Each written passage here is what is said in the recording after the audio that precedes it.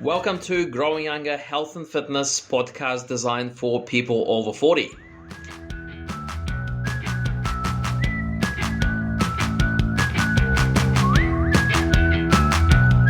Hello guys, and this is Alex here from Growing Younger. And on today's podcast, we're going to discuss a very important but also very controversial subject, whether running as a way to get fit is good for people over 40. So we're going to cut through some of the myth that people, some of the beliefs, some of them are false beliefs that people have about running. And we're going to, today's episode is going to be a little bit heavy on research, on studies, because what I want to bring you today is not just my opinion or someone else's opinion. I want to give you the truth, as accurate as possible based on medical studies, medical research. So I'm going to be quoting a few studies during today's presentation. Okay, so let's just talk quickly about the advantages of running. Okay, so why would you even bother considering running as a way to keep fit? Okay, so the thing about running is there's no other exercise like running particularly in terms of increasing your cardiovascular fitness. So you can actually, once you start running reasonably regularly, you can actually get reasonably fit within as little as 2 or 3 months.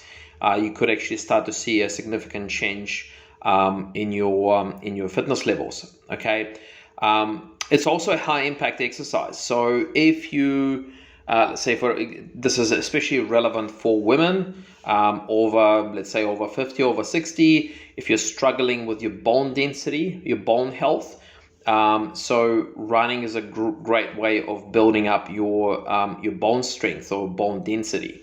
Okay, and the other thing is, you can get a really good workout with running in a relatively short period of time. So if you're time poor, if you're like a busy professional or just busy person, and you want to get a really nice quick workout within like half an hour, you can actually get a good sweat up, good workout in a very short amount of time. Okay, so it's a very, very kind of efficient exercise if you don't have a lot of time to spend on exercising. Now, what are the disadvantages? What are the cons of running? So there's a general perception that running can cause injuries, and yes, it can. We're going to cover this in just a second.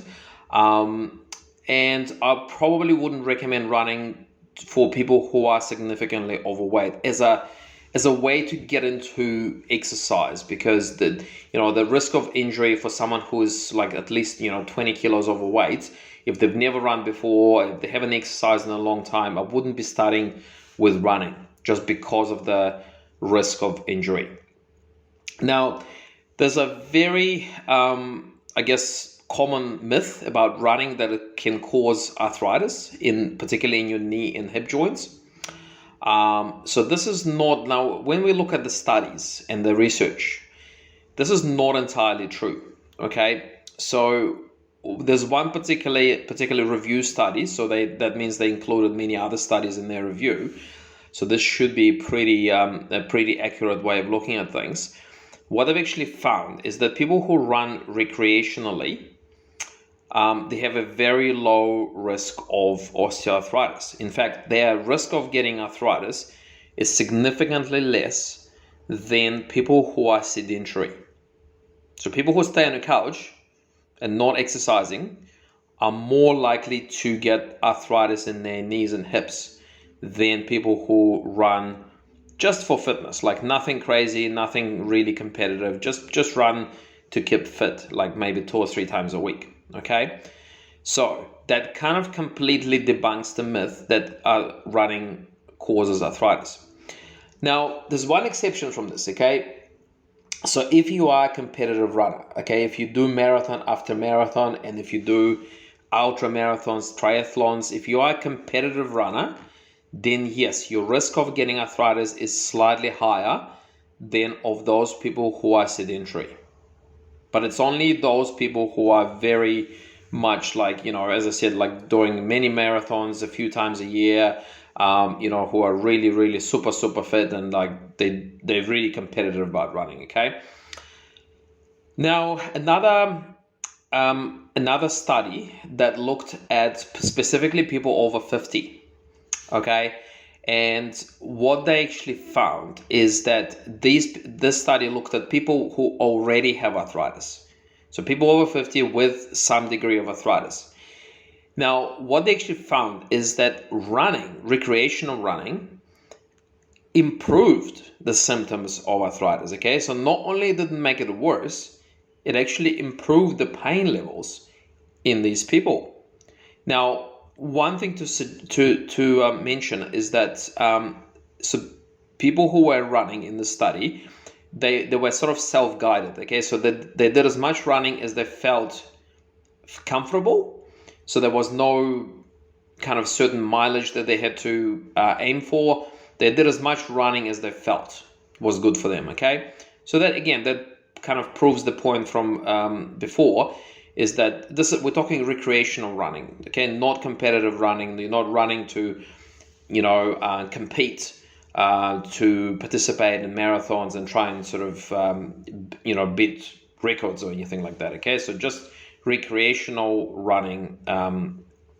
People who run on the Saturday morning, or 2 or 3 times a week, that kind of thing. Okay, cool. So it is becoming pretty clear that running by itself does not necessarily cause joint issues and arthritis. Okay. Now, another quick mention, another study actually, they looked at the thickness of cartilage inside the knee joints when people begin their running journey. Okay. And they found that, yes, there are some changes in the cartilage when someone starts running, but the body adapts really quickly. And so the cartilage does actually adapt to increased load, increased stress on your knee joint. And it actually, doesn't seem to cause any long-term issues, long-term changes in the knee joint. Okay. Now, another study. So this is the last study I'm going to mention today. I want to make this as evidence-based as possible. So one more study.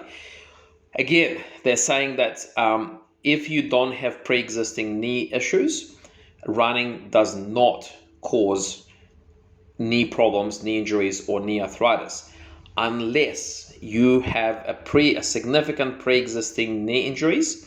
So if you maybe played some sport in the past and you had a cruciate ligament tear or meniscus, significant meniscus injury, that is still a problem. Then if you run extensively, then you could make it worse. Okay. So again, I guess in summary, so if you're over 40 or over 50 and you don't have any major issues with your knees, running does not seem to be a problem for your knee joints. Okay. It doesn't seem to be putting you at risk of developing arthritis or any other knee injuries. However, if you have any pre-existing injuries, surgeries, then maybe it's not certain, but just you have to be a bit cautious. Just keep an eye on your pain levels. If you can start doing a bit of running, if you feel like you're starting to get increasing pain, then you definitely need to back off a little bit and maybe consult your physio, doctor, health professional. Okay, so this hopefully this clarifies a little bit the controversy about running, particularly for people over the age of 40. I do think that running has a role to play. It's definitely a very effective way of increasing your fitness, burning calories, especially if you don't have a lot of spare time to exercise. Running can do it in a very short amount of time. So definitely something to consider. And yeah, most of the negative beliefs around running seem to be false. Okay.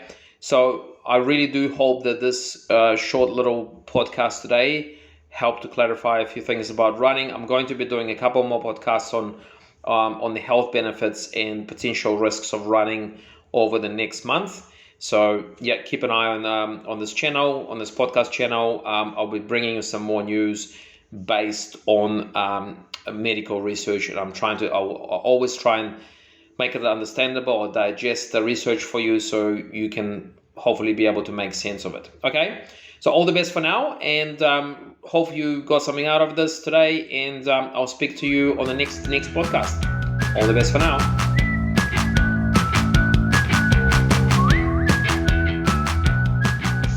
Okay guys, so I hope you found the podcast of value. If you did and you're struggling with your own health and fitness journey, there's a link in the description for a free discovery call with me.